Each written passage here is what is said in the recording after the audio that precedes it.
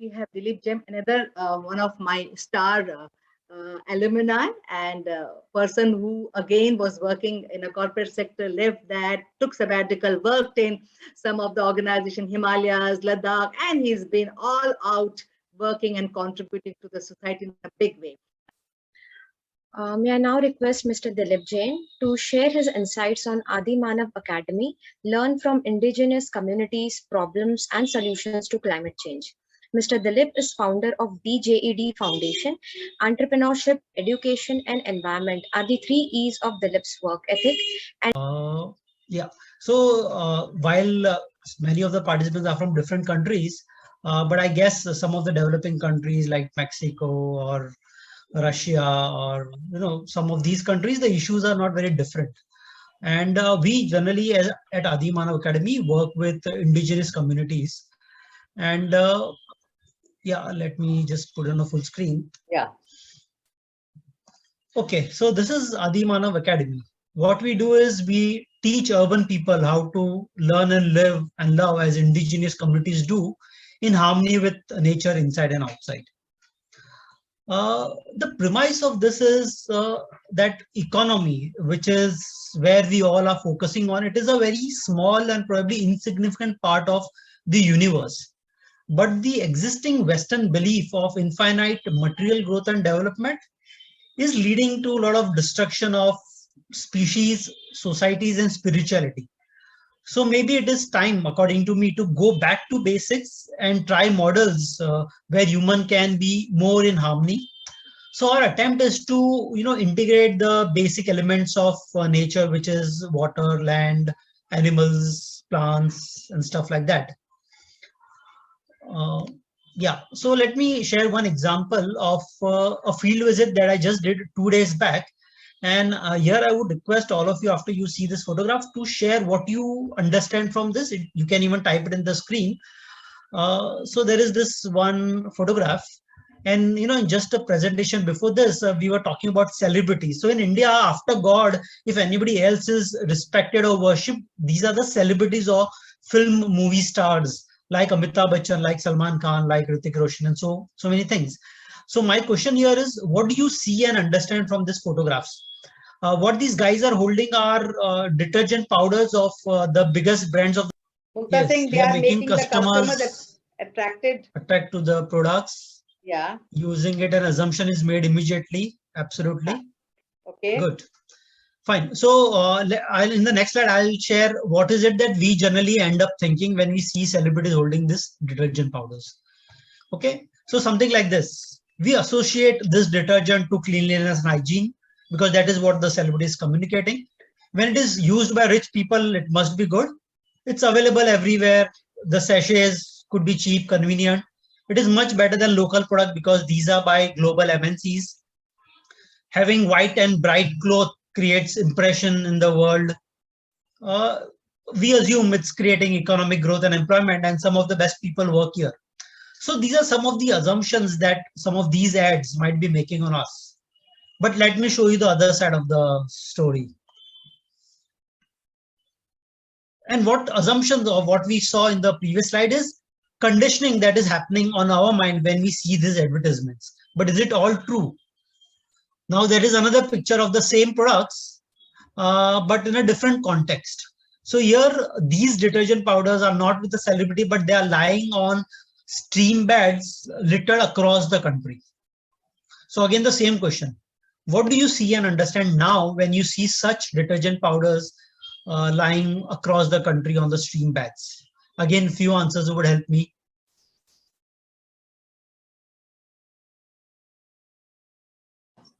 Maybe we can see that all the brands are not sustainable, are not thinking about recyclable packaging and how to return all this packaging to the real sustainable cycle, Yes, very nice. Thank you.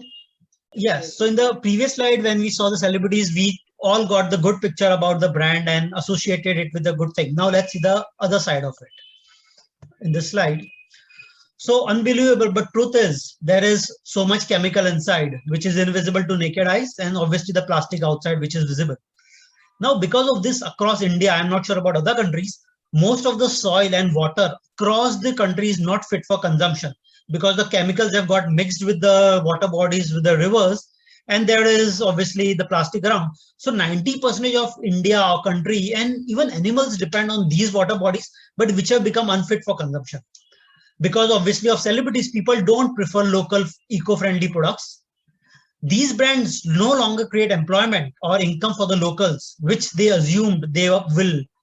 A farmer who works on this field doesn't need a white and bright shirt. Their supply chain pushes the product to the market, to the far and corners of the country, but there is nothing which can undo the damage. Celebrities are probably brainwashing us. Maybe even they don't know the real impact of the work that they're doing. So in the end, the question is, are global MNCs really doing any good, or they are creating more social disharmony, environmental degradation, and even maybe spiritual misalignment? As most of the benefit of growth of these companies go to just 1% of the population, which is the owners and the professionals who work there. But for the balance 90 or 99%, it is more loss probably than the benefit. So this is one way of unlearning the whole thing. And so I'll share what are some of the experiments that we are doing with our network partners. It's obviously a David versus Goliath battle, but we need to try. So here in Nashik, there is this Abhivyakti team where we are working with local women entrepreneurs, trying to make them entrepreneurs to make similar kind of products. You see the toilet cleaners, the detergents, the soaps, and the hand wash by forming women's self-help group. Now here we are trying to go back to basics, where we are forming the women's self-help group to make similar products from local flora and fauna, where there is no chemical, which leads to no damage of soil and water. The packaging are in bigger bottles instead of sachets, so there is less plastic. It gives direct visible employment to locals. Of course, they are competing against big brands, but yeah, that's how it is. And the whole struggle is to restore this harmony, environment, protection, and alignment. Here the benefits are for the 99%. And the model is completely decentralized. It doesn't benefit few, but maybe many people who work on it. It's a small initiative, but it's like a stream of light in a dark room. It's exactly opposite of the unicorn wave that is crippling the world today. While unicorns may be good in news, but what impact it has on society and environment is something that we need to think about. So at Adi Manav Academy, we are trying to go back to basics, unlearn and relearn what it all is. Let me give you another example. This is an example which is my favorite example, which talks about the cause and effect cycle. In a very normal, I would say, traditional world, or 100 years back, one would have thought how the whole nutrient cycle works.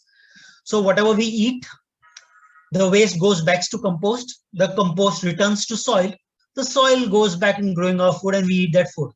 Now, this is a complete nutrient cycle. There is no waste, there is no pollution, there are no factories, there is no degradation, there is no harm to society or environment. Now, where are we currently? Most of the countries, we are in the broken nutrient cycle, which you see on the right, where what we eat, mostly in cities because we are established there, gets flushed in the water, which pollutes the water bodies. Then we need a lot of pumps and recycling plants to purify that water. And obviously, because the nutrient goes in water bodies, it is not available to the soil. So we need fertilizer plants for growing our food, and we eat this food. So while this model on the right is great for an economic growth, because it creates factory for water filtration, fertilizer, there are plants for pollution control, and there are healthcare to cure disease, it's great for growth. But for indigenous community, it leads to migration. It leads to destruction of ecological system and makes the species, both humans and animals, vulnerable. So our attempt at Adi Manav Academy is to stop this monoculturalization. What I mean by this is currently the whole world is going towards a monoculturalization, where it is assumed or it is made to believe that eating McDonald's is the way to think. Wearing a shirt and pant is the only attire. Living in a cement house with glass is the best thing to do, even when it is very hot in your climate. Or education should be only in English. or habit should be, you should have a smartphone. Now, these are some of the brainwashings which are happening currently. But if you really look at the world, and for example, a forest is good only when it is diverse with variety of species of plants and animals and ants and bees and birds and tigers and lions and ships and goats and rabbits and everything. If in a forest there are only tigers and nothing else, not a forest, it's only zoo. So if we need a forest, a biodiverse forest, it has to have amazing variety. And currently we are losing this diversity in the world because of this whole agenda of monoculturalization in our habits, in our food, clothing, shelter, in our lifestyle, even in our thoughts and actions. And that is killing the diversity, which is essential for growth of the planet and for harmony in the planet. So, because of all these things, we have now become like slave in a closed cave, which is ruled by some master. Like Plato said some 2,500 years back, that we are slave in a cave ruled by a master. So the education and technology that is available to most people is actually undoing or not enabling us to use our rationale and logic, but probably making us more superstition and believe in certain theories which have been propagated. Let me clarify this a little more. So what I'm saying is, while we may be most educated lot in the country and think that we are most logical, but we are heavily conditioned with some superstition and belief, and probably we are using less of our rationality. So some of the beliefs I'll talk about is democracy is the best model of governance. Free market capitalism is good for all. Technology will make life better. Passive consumerism, entertainment is good. It's good for happiness. We need to move fast. Celebrities and social media are further strengthening these belief systems. But what is the outcome that we have seen in last 100 years of this whole race for economic growth? I'm not saying economic growth is not important, but to what level? We are seeing that there is highest level of inequality in the world today in most developing countries, where top 1 or 10% own 80 or 90% of the wealth, whereas the others are struggling. Most of the elements, soil, water, and air, is highly exploited and polluted. Animals have gone extinct. Floral fauna species have gone extinct. So basically, we are converting the real natural resources into artificial notional resources like money and digital currency. We are seeing collapsing of social and spiritual fabric. The whole control is getting in hands of few people who are controlling the power, the money position. Most of people have no work to do. For example, in Uttar Pradesh, in India, there is huge unemployment, but because of free data, people are busy with their mobiles playing PUBGs, but they are unemployed and they are not even concerned about doing something in their life. We have got a twisted definition of sustainability where it's only about profits. There is no question about planet, people, and peace. And if there is such element, it is more greenwashing than reality. So this whole economic race is like a cancer in this whole body of ecology. And something is not right. So the thing that I'm trying to communicate is we need to challenge this dominant narrative or belief system that we all have grown believing to be true. And we need to adopt and learn from indigenous communities. So what indigenous communities or what this traditional communities think and why? They have been living with minimum resources. There the agenda is to use minimum resources possible, not to use more just because it is more sustainable. There they worship nature as God and not as a resource extracting machine. There the thought is whatever is good for the beehive, for the whole, is good for me, rather than best for me but doesn't bother about the world. There's a balance between use of hand, heart, and head. So work on farm or do your own construction needs less medicine or less exercise. It enables better community connect. There is barter system. The importance is given to local products, local services, and local systems. So there is less dependence on central decision-making authority. Because of your own work, it's more practical and contextual to the area. The thinking is not about accumulating wealth for hundreds of generations, but enough to serve their own needs for a few months or few weeks. The survival skills are very high. The living is simple. And we must not forget the humanities carry forward by people who can survive climate change disaster, and not by people who are best in IT or who can play stock markets. So I would say most problems of environment, society, and spirituality could be reduced if our material needs are taken control of, and that is something that we can learn from indigenous community, and that is what we are trying to teach at Adi Manav Academy. If I look at the other side of this, the top 5 risks that the world is facing today as per World Economic Forum is obviously the weapons of mass destruction, what we see in Ukraine and Russia, extreme weather events, natural disaster, climate change, and water crisis. But what do we see the whole narrative or the whole corporate agenda driving? Everybody is driving IT and apps, stock markets, roads and bullet trains, EV vehicles and rockets. But there is hardly much effort being done on this top 5 problems except by NGOs and some government bodies. So if these are the real issues of the world, why is focus on the other side? So the question that I'm trying to bring forth, and especially for people who are working on business and social impact, is to question this whole definition of what growth and development means and should mean in current times when our ecology is under threat. Shouldn't we be stopping greenwashing and start regenerating the basic elements, because the basic elements of soil, water, and air is what the world is made up of. If those don't exist, nothing else can exist. And to do that, we need to go back to indigenous community.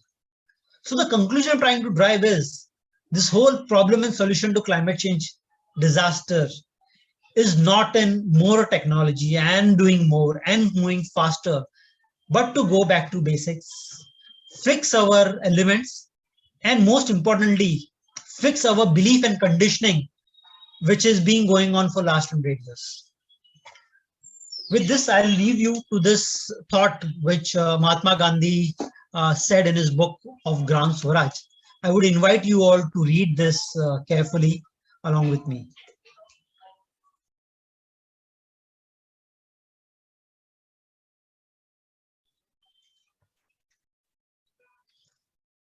So with that slide, I would like to stop here and open this for a discussion.